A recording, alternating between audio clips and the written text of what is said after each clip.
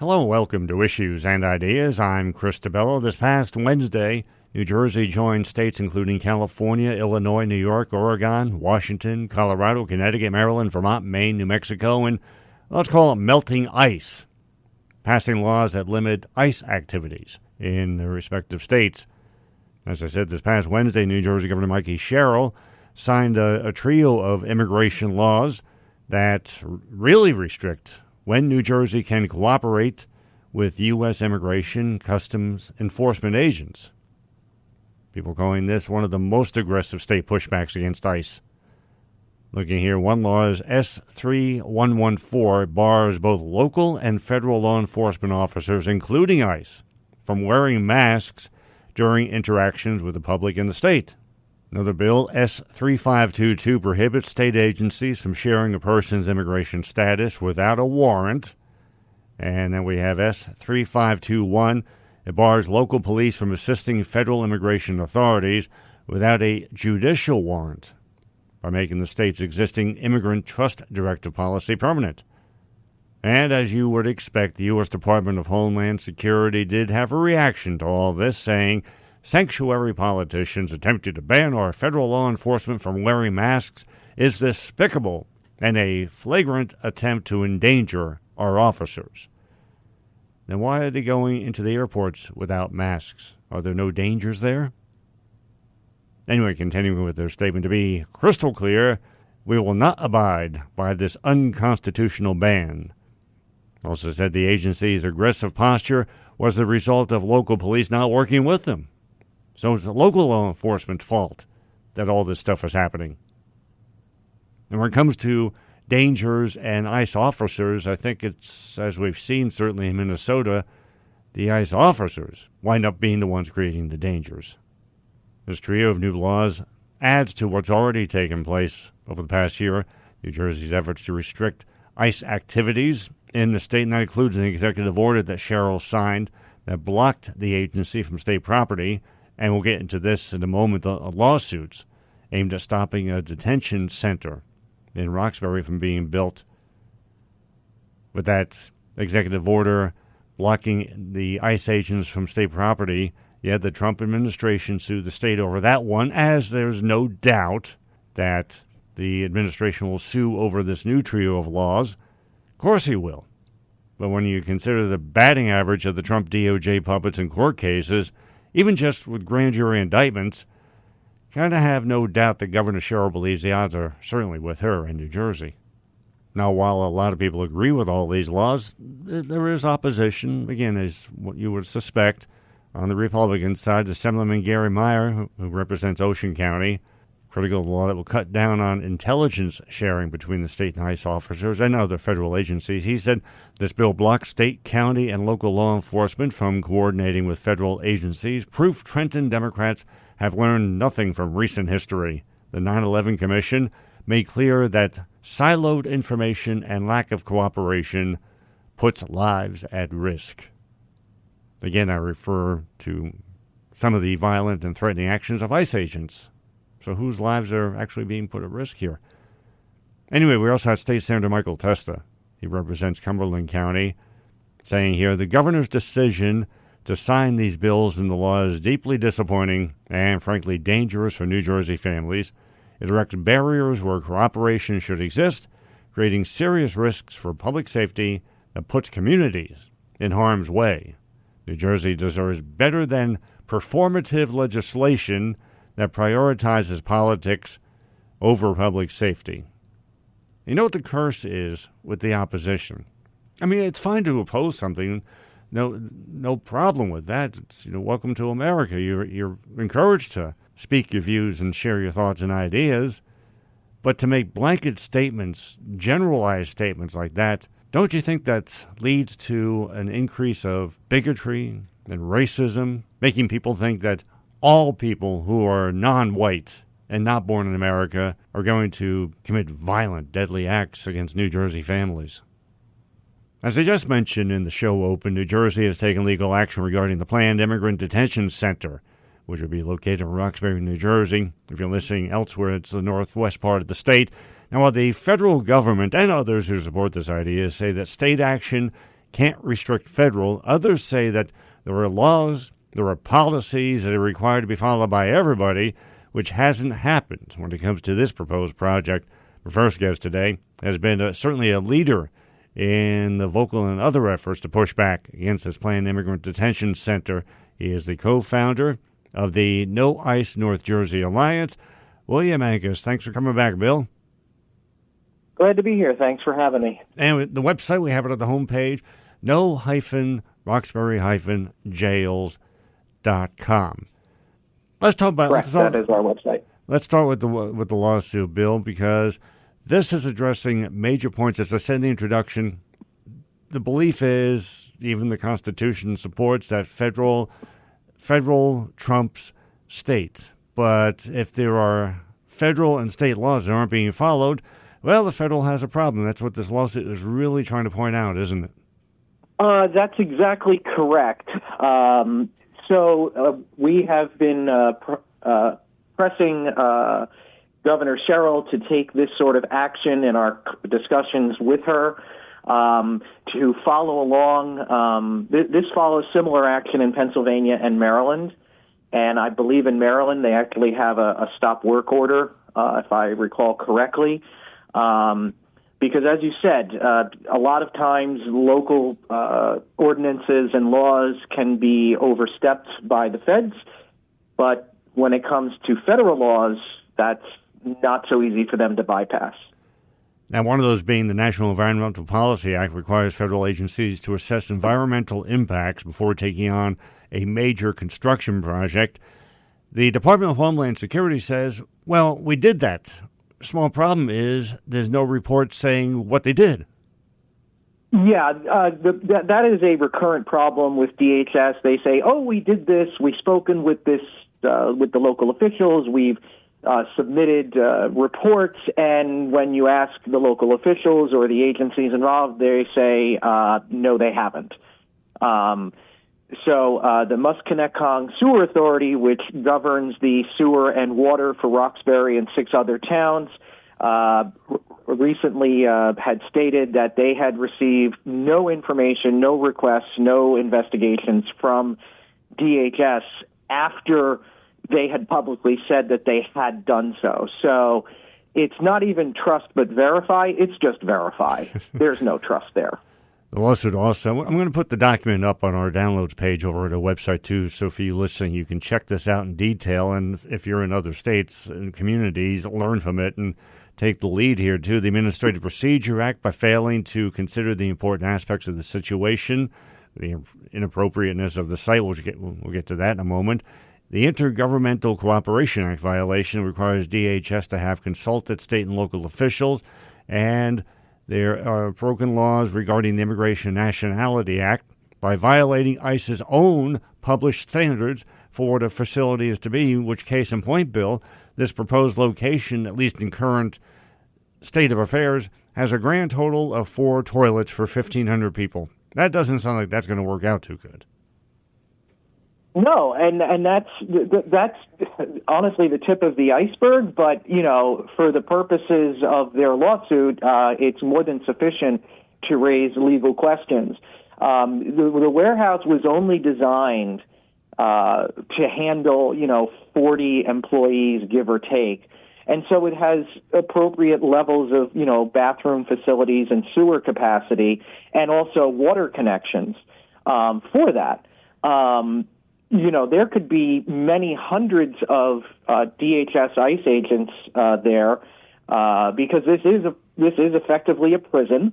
So it's not just the detainees, which they say is going to be 1,500. You could easily have 400 or 500 ICE agents, in charge of the facility. So you're talking in excess of 2,000 people. That's 50 times the usage that was expected. And, these are not insignificant concerns because, without getting too into the weeds, the Musconetcong Sewer Authority manages the amount of water that each town can have, and Roxbury is currently using 93% of its allocated water supply. This is going to push them dangerously close to 100%. And the town has numerous affordable housing obligations that they're trying to meet with the state. And what are those people going to do for water and sewer? So it puts Roxbury in a very bad position of, maybe not being able to be compliant with the affordable housing responsibilities.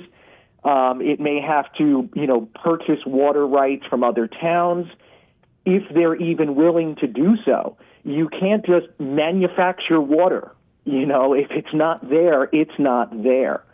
So this affects everybody, not just in Roxbury, but in the other 6 towns. And honestly, it's part of the Highlands, so it affects anybody who gets drinking water from that area, which, by the way, is about 75% of the New Jersey populace gets some of its water from the Highlands. We also have to think, too, what strain is this facility going to put on the electric grid for not just the area, but for the region? There's the impact. I mean, you name an aspect, and it's going to impact it. There's estimates of significant truck traffic on the highway getting in and out. That's going to create noise pollution for the nearby neighbors. It's going to create traffic problems, impact to the roads, and of course the sewer is a huge one, because the engineer's report recently said that just like with the water, he said it would be like trying to stick a fire hose into a paper straw. The amount of discharge that this would generate simply cannot be handled. And if they don't build all new infrastructure, which will be time-consuming and very costly to the town of Roxbury, by the way. The sewer authority said the cost is borne by Roxbury. If you don't put in additional infrastructure, then the infrastructure that's there is probably going to fail. And that means sewer discharge into the Musconetcong River. And again, that creates all sorts of environmental concerns. Again, for anybody, if you're one of the part of the 75% of the people who get drinking water from the Highlands, your drinking water could be affected if they had, some sort of a discharge. So this is really a state problem. It is not just a Roxbury or Morris County problem. William Angus, co-founder of No Ice North Jersey Alliance, no-roxbury-jails.com. We have the link over our webpage, and you're listening to Issues and Ideas. Add to that the fact that this could potentially eliminate $1.8 million in tax revenue because a federal facility pays no property taxes. It could be a huge hit. We figured it out. There's 9,000 residential properties in Roxbury currently. And so that works out to, $250 per property. And that doesn't even take into account the added expenses that, Roxbury might be on the hook for if they have to build new sewer lines, police and fire EMS responding to emergencies there, road repairs. So the actual cost to every single property owner in Roxbury could be, very significant. And again, this is Jersey, and the one thing we love to complain about is our property taxes. Oh, yes. This is going to have a very big effect on the tax burden of the residents of Roxbury. Now, there are various players who, up until this point, have been, questionable in their value in this effort. Let's start with the mayor of Roxbury. He has signed on to this lawsuit, so that's a positive step because he had been, at least by my observation or understanding, lackadaisical about it. Let's say he'd been saying the right things but doing little. So how valuable was his signing on to this legal action?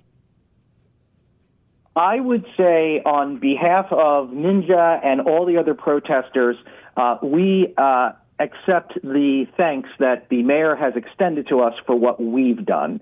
Because in my opinion, I know what we've done in dealing with Senator Kim, Booker, the Attorney General, the governor's office. We know what we've done. And I don't know what the mayor's done other than sign onto this lawsuit, which honestly isn't a huge effort. If you ask me, I think we've done more than the mayor and the town council have, mainly because they haven't shown their work. They have not demonstrated what they've done. When you ask them, they give these vague, general answers. We've been in contact with the governor. We've been in contact. Like, what does that even mean, right? So I think he should be thanking us for what we've done, personally. And we have town attorney who is in a dual position. He is also state senator and state Senate Republican leader Anthony Bucco Jr., who, by the way, with all the executive orders limiting ICE activity that Governor Sherrill has signed, Bucco is pretty much against all of them. Is he, I hate calling for this because it's up to the voters to decide, does he have to decide which position he serves in, whether it's town attorney or state senator, and make a choice and give up one? To be fair, I think Mr. Bucco has demonstrated why being an attorney is not his primary job. He has been very resistant to any of the ideas that were presented to him and the town council in terms of ordinances, in terms of legal strategy. These were things that are demonstrated in other states to have had a positive impact on slowing or stopping the processes. Thankfully, just in the last week or so, the town has announced that they have hired another law firm to handle this issue. So he is still the town attorney, but he will not be the lead on the ICE detention center issue. So we're very hopeful that this new law firm and everything that we've read about them suggests that they will pursue it in a manner that we consider appropriate. They will give it the appropriate level of aggressive defense. Then we have finally Representative Tom Kean Jr., who his big contribution has been, well, if it's going to cost the area, I'll get you federal funds to pay this off, which good luck with doing that, to the tune of $1.8 million. Again, is he just more concerned about his political position, especially in this upcoming election, versus the issue and the impact as you laid it out here? Yeah, so I kind of like to refer to that bill as, we're okay with human misery as long as we don't have to pay for it. That's what his bill is really all about. It does nothing to address the needs of Roxbury or the surrounding communities. It does nothing to address the inhuman conditions that surround ICE detention centers as a whole. He's fine with all that. He's fine with Roxbury, maybe having, sewer and water issues, polluting the drinking water if there's a discharge. He just doesn't want to see the town pay for it. And as you said, good luck getting money from Donald Trump's administration, reimbursement. That is just not going to happen. Especially for a blue state. Yeah, exactly. I read something recently that, and I'm not sure the numbers exactly, but something like 75% of red state requests for aid from FEMA have been approved, and like 25% of requests from blue states have been approved. And I can't imagine what the difference would be between those very widely different numbers. New Jersey's. He didn't even want us to get the Gateway Tunnel into New York City, and he tried to stop the funding, and we had to take him to court over that. So, there's no way Roxbury's getting its $2 million back. We have to wrap up here, but real fast, you mentioned Andy Kim during the confirmation hearings of Mark Wayne Mullen. Andy Kim brought up this whole project, and he got Mullen to at least promise that he's going to come by and check things out. Is there any, because also there's been reports that with the change of leadership at at Homeland Security that projects are contemplating to be paused. Does that lift your spirits in some way, shape, or form?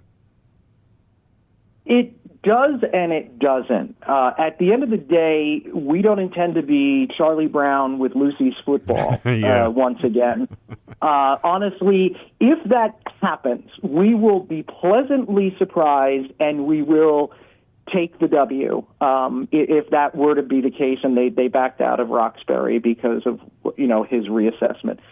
I have, again, there is no trust and verify, there's just verify. So file that under I'll believe it when I see it.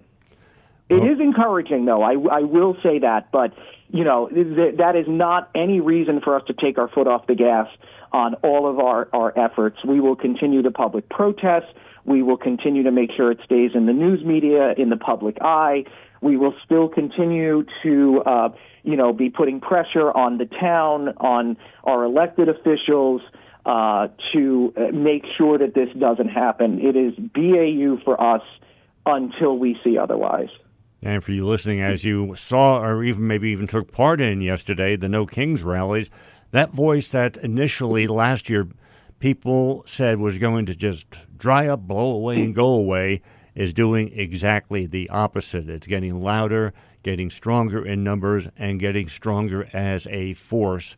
And this is one of the focal points of, at least here in New Jersey, the pushback that the No Kings voice is working on, and as well as the No ICE North Jersey Alliance, which you can find out more about their work and become a part of it at no-roxbury-jails.com. William Angus, thank you for standing strong, standing firm, and bringing in as many people as possible to realize, first and foremost, an individual's voice matters when there's a lot of them together. And for those who are in places where this isn't happening, who says it can't be happening in the next day, the next week, or the next month? Thank you for your work, sir. Absolutely, and thank you for having me and giving me the opportunity to talk about it.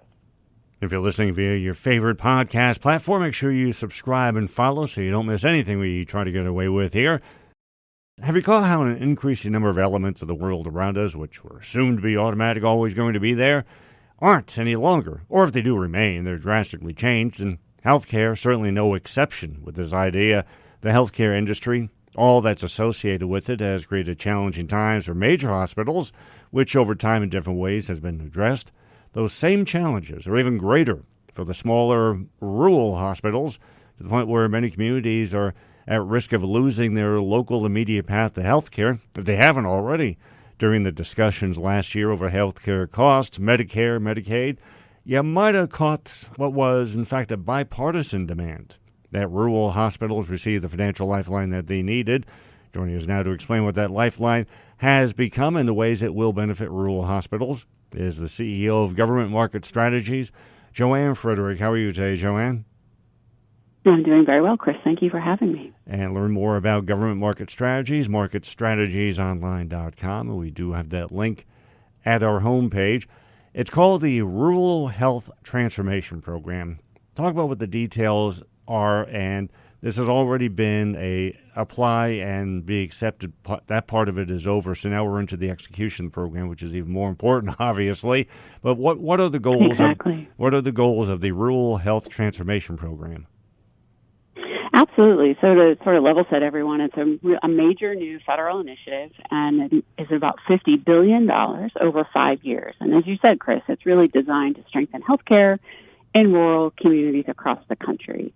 It will be administered by the Centers for Medicare and Medicaid Services, or CMS, and every state, including New Jersey, has the opportunity to design its own strategy to improve access, workforce, and long-term sustainability. And this is one of the largest federal investments in rural health in decades.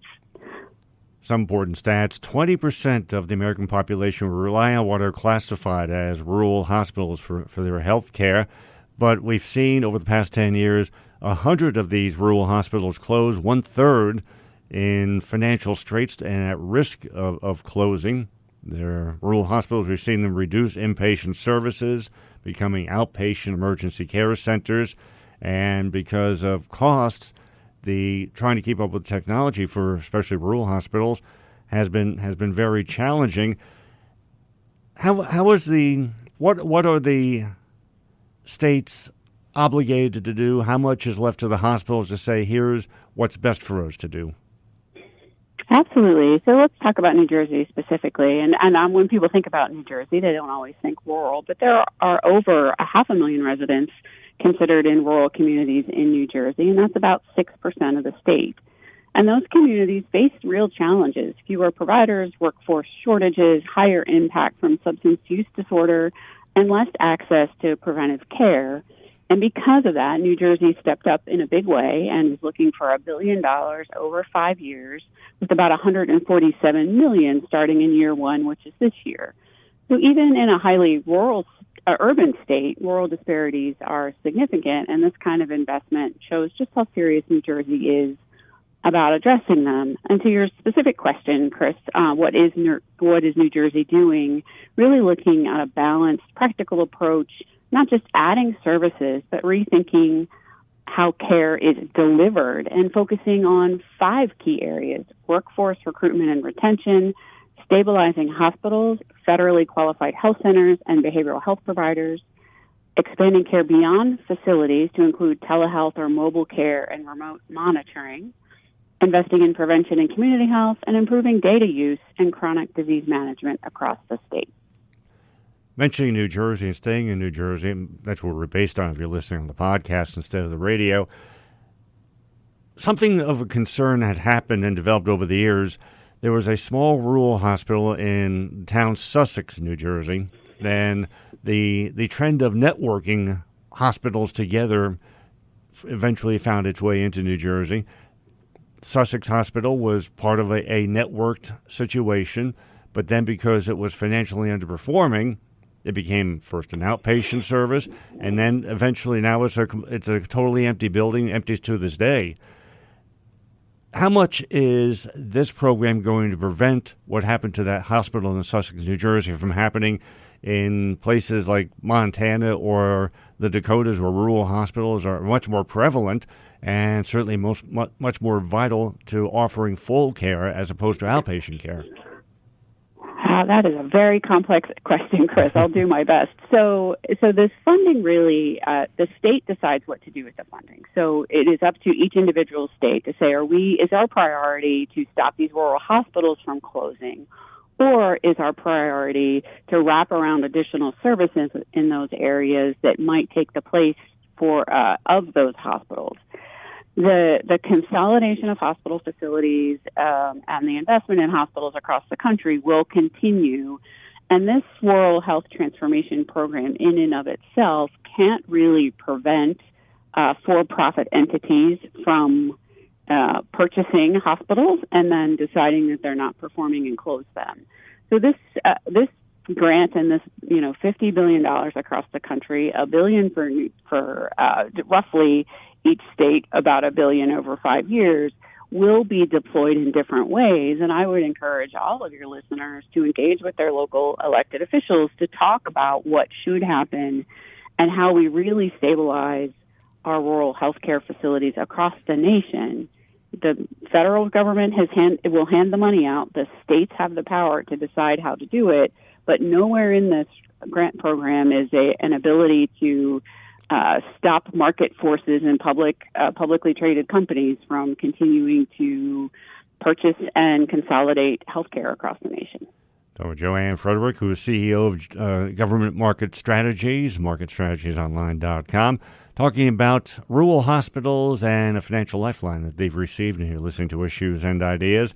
And it's important, isn't it, Joanne, for people to remember, and I say this about my industry too, radio, it's called radio business for a reason. Without the business side, there is no performance that's going to happen.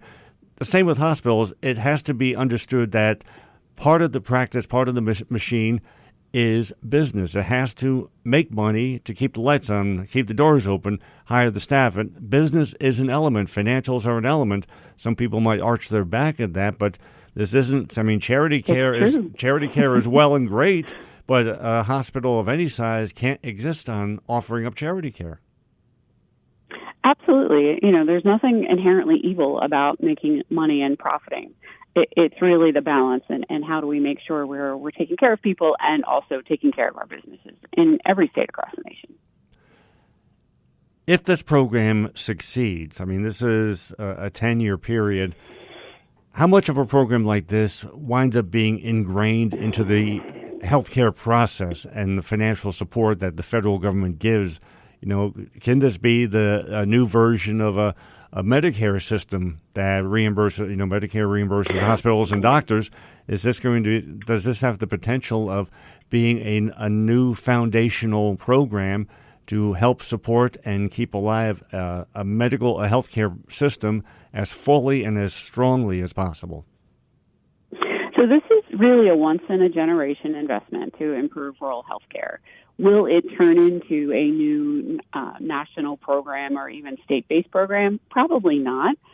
But what it can do and will do and should do and is designed to do is really prove out, pilot, and demonstrate how different approaches in different areas can actually be impactful and effective for the people on the ground. And that's really the import here. All 50 states are doing something slightly differently. All of them were approved by the federal government to receive this funding. And we have to remember that it is quite the cliche now, but healthcare is local. So what might work in Montana is not necessarily what will work in New Jersey, et cetera.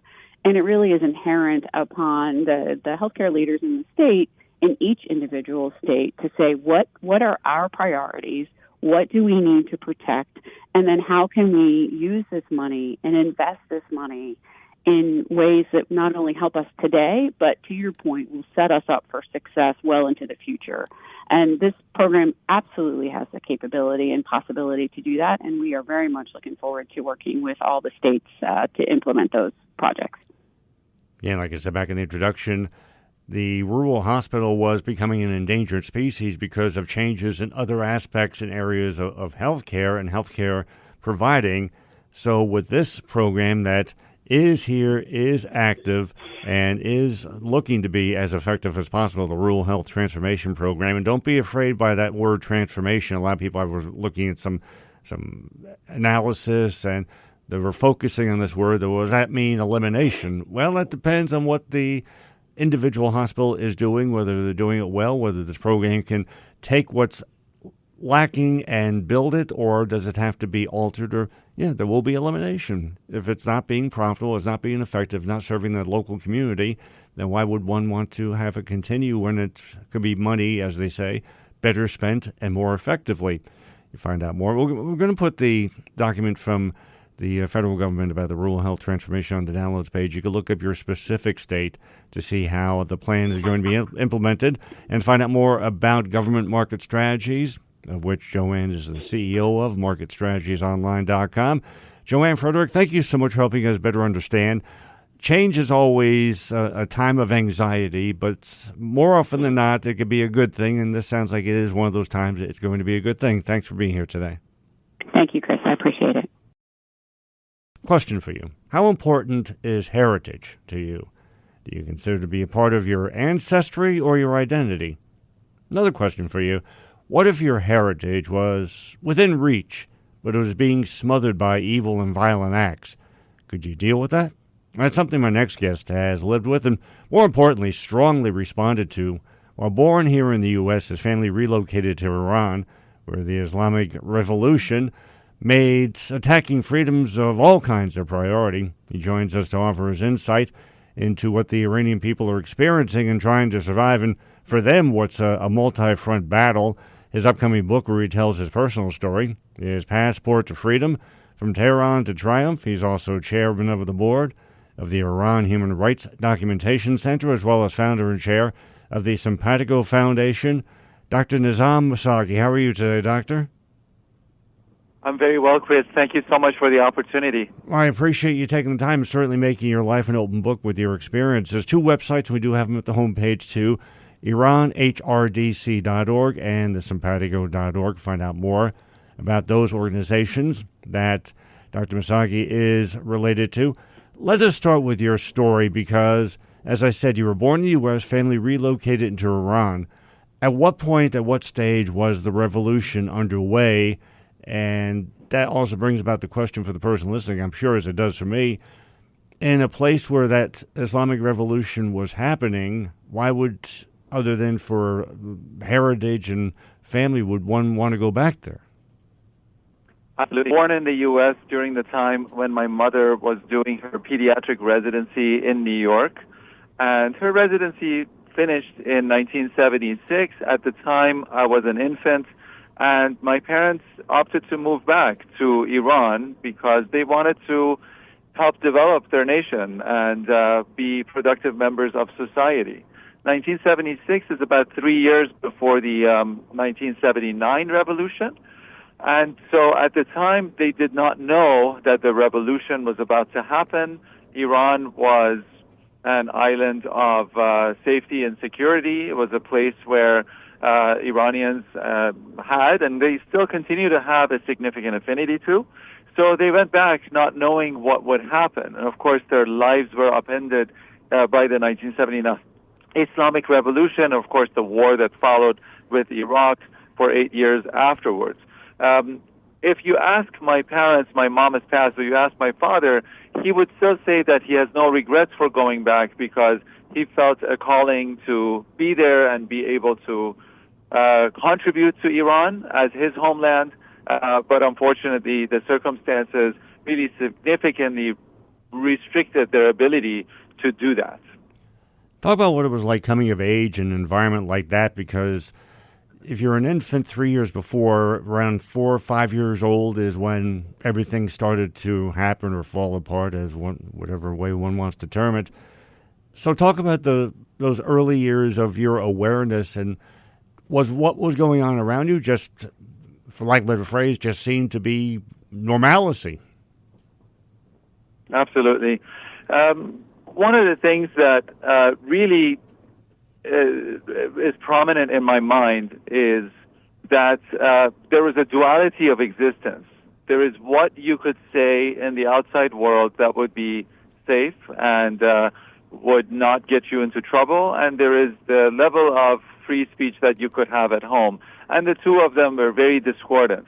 You could, at home, be critical of the Islamic regime. You could understand that, even in private parties where parents are having conversations, they would be very critical of the leadership and the decisions that they would make, such as the raiding of the U.S. embassy or the policies that led to the start of the Iraq War, for example.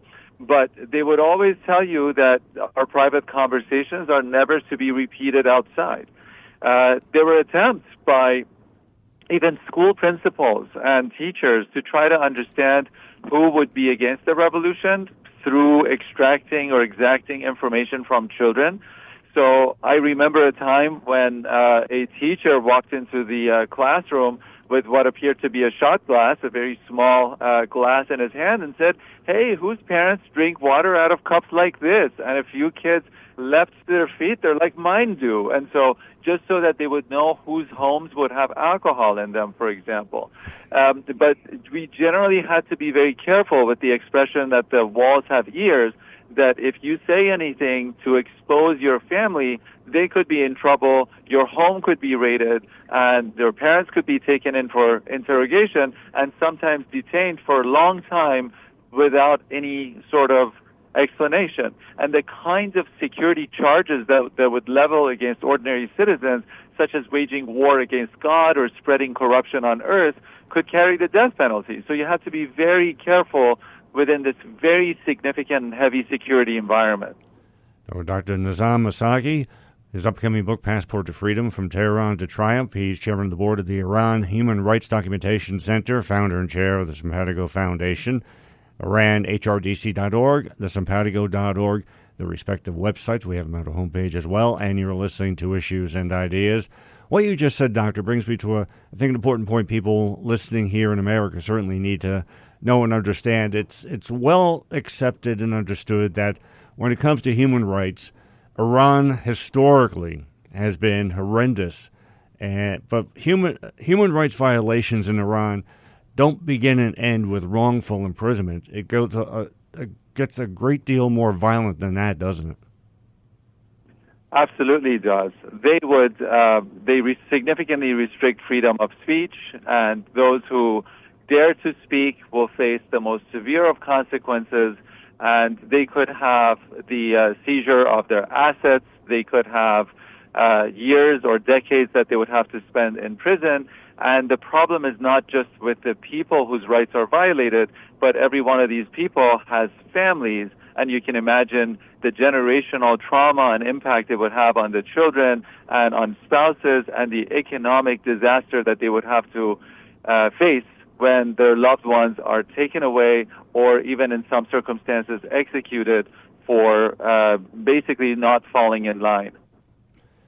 Help us understand the Iranian people right now, because human nature being what it is, you're constrained, you feel abandoned maybe even by the world around you, and you're left to yourself. We saw the uprising advance rather significantly now over a decade ago when Barack Obama was president here in the U.S., and we failed to give it any kind of meaningful support other than a few days afterwards. Well, nice try. Hope you have better luck next time. But today, in the here and now, when the new leadership makes a public appearance of any kind, as whenever they have, the few times in light of everything happening, the people come out and cheer. Is that because, much like an abused spouse falls in love with their captor to try to have at least one more day of peace? Yeah. So like any other society, Iran is not a monolithic society. The people certainly have different opinions and beliefs. The general understanding, and of course we have to understand that it's very difficult to do any scientific polling in a country that is so closed and does not allow any foreign journalists to be present. But the Iranian people generally are very determined. They have one of the highest literacy rates in the region, especially in the Middle East, with women who, in some places in neighboring countries, for example, Afghanistan, where education is significantly restricted. In Iran, now for a couple of decades, Iranian women have been the majority graduates of universities. And so Iran is very significantly wired with the internet, except now for the past month where internet has been completely shut off. They know how the rest of the world lives. They are very significantly secular, which is very unusual for that region of the world. And but there is also a small faction of sycophants and sympaths of the Islamic Republic. There have been some Twitter-based polls that put that number somewhere around 11 to 12%. So the propaganda that comes out of the regime when they shut down the internet for everybody else is they create a rally with people holding pictures of the Ayatollah to try to give to the world an impression that the Iranians are also happy with the leadership and with the Islamic Republic.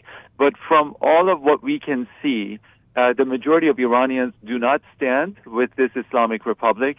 The majority of the Iranians are freedom-seeking people who wish to have normal lives, basic human rights, and the ability to thrive, not just survive. Last question, we have to wrap up here, but given how the leadership of the country seems to be getting more and more radical, for all intents and purposes, it's the IRGC who is running things now, and they make the previous leadership look like cooperative cohabitants of a nation. What's the realistic expectation of what's to come once the expected military actions end in another 2 to 4 weeks from most expectations? What's next for Iran and her people? Here, of course, nobody has a crystal ball about what's going to happen. The one thing that I can say is that I am in touch significantly with people who happen to get online for brief periods and send messages through the Telegram messaging app. That there are majority of people that talk to me say that they're more afraid of the wounded wolf left behind, that's the Islamic Republic, than the missiles of Israel and the U.S.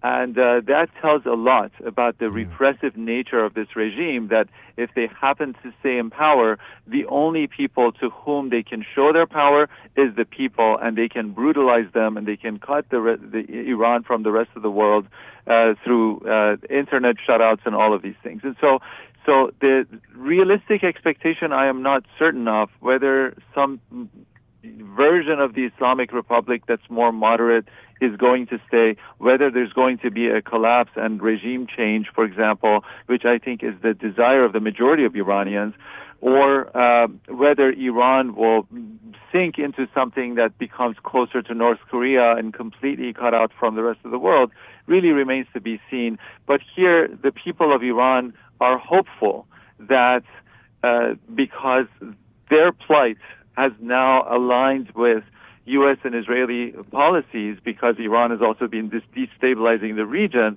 that hopefully a significant attenuation of power in Iran will create an opportunity for them to take to the streets and take back their own government and be more involved in, the self-determination can return to the people. That would indeed be a blessing, with organized resistance that can accomplish as opposed to just push back and fight. Looking forward to Dr. Missaghi's book later on this year, Passport to Freedom, From Tehran to Triumph.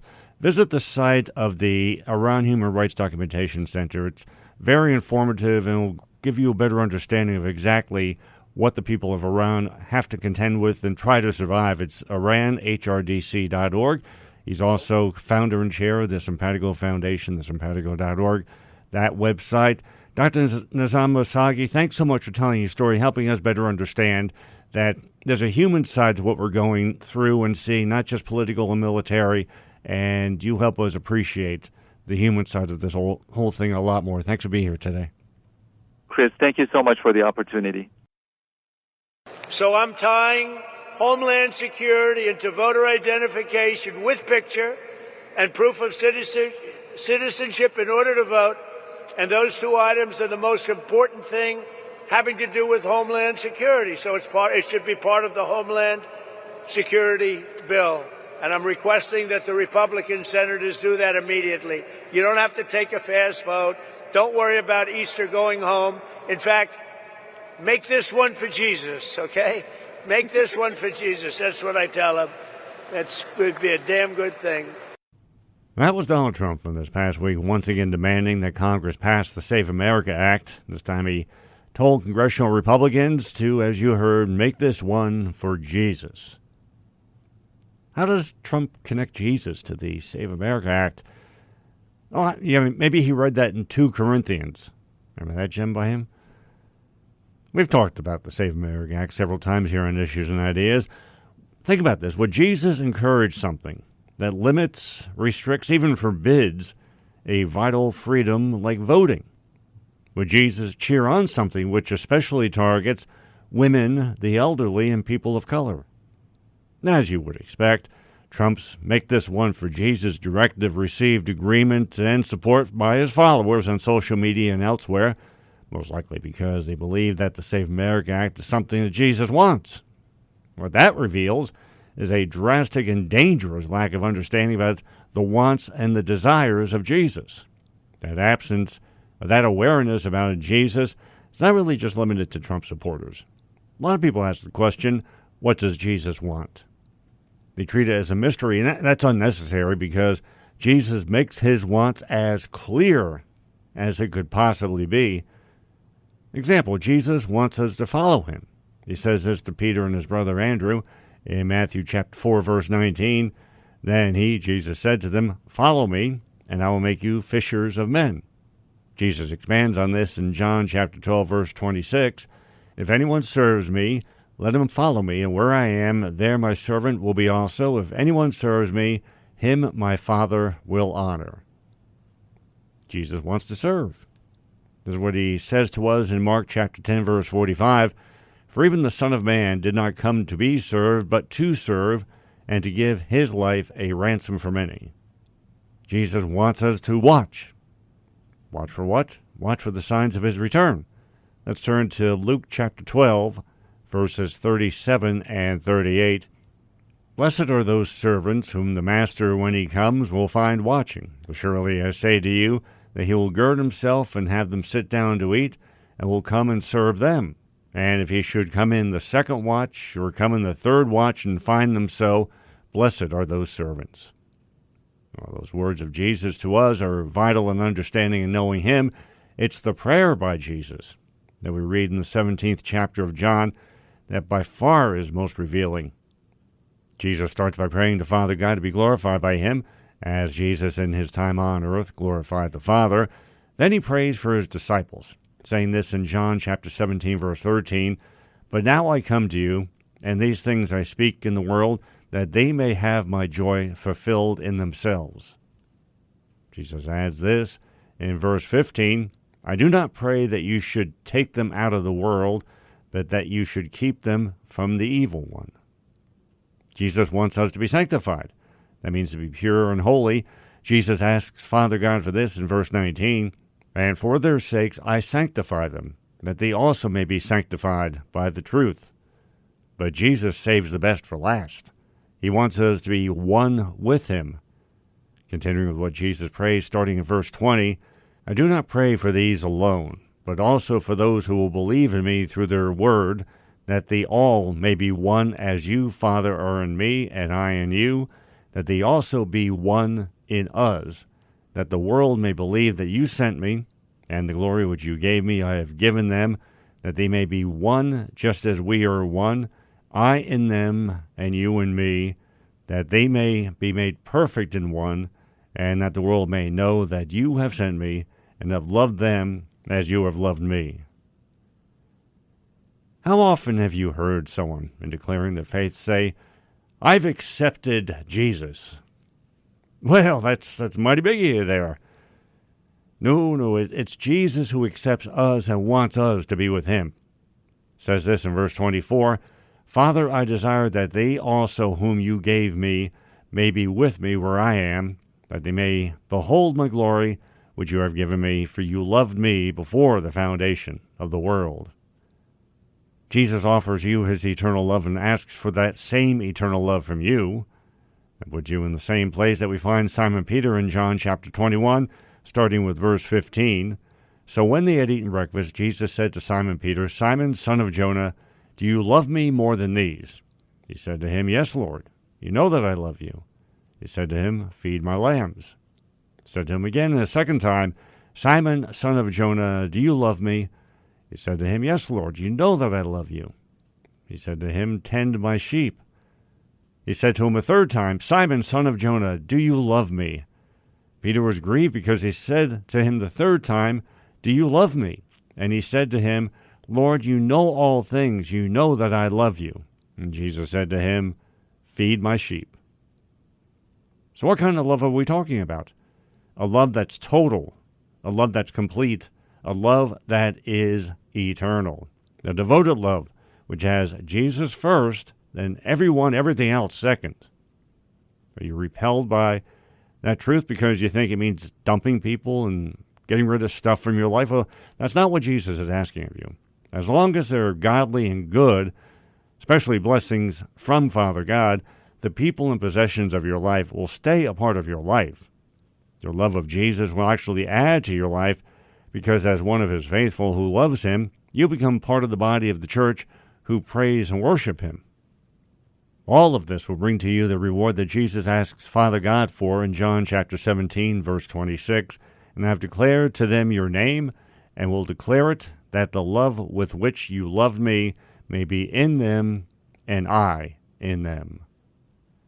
Don't forget to check out our website, issuesandideasradio.com. That's where you'll find the information about the guests who are here on the show with us today. Downloads page, we've been adding a lot of stuff to that in recent days. And, of course, if you're listening via your favorite podcast platform, make sure you subscribe and follow. Always thankful and grateful for your time and your attention. Very special and important to us. Look forward to being with you right here this time next week for our next edition of Issues and Ideas.